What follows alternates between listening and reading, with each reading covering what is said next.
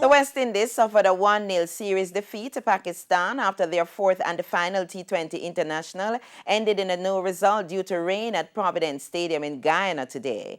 Having been sent to bat, the West Indies were 30 without loss off just 3 overs when the rain came.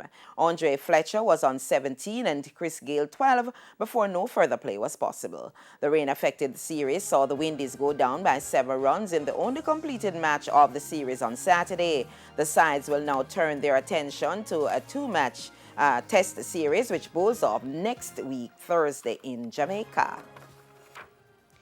Reggae Boys forward Leon Bailey has expressed excitement over his move to English Premier League club Aston Villa. Simon Preston was at his contract signing in St Andrew on Tuesday. Bailey's 5-year deal will tie him to the West Midlands-based club until the summer of 2026.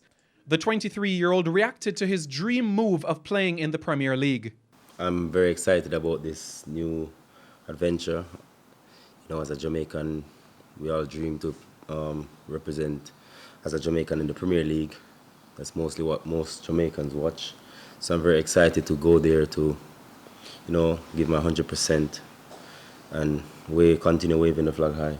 With interest across other teams in England, Bailey spoke about why he chose Villa. There was a lot of clubs where I could have gone to since I was very young, and you know, we decided that we don't want to rush anything. We want to take it step by step, and I think Aston Villa is a stepping into the right direction, and every young player wants to play in a Europa League or Champions League, and that's my main goal for the club this year, to be able to help them as much as possible so we can maybe make it to Europa League or Champions League.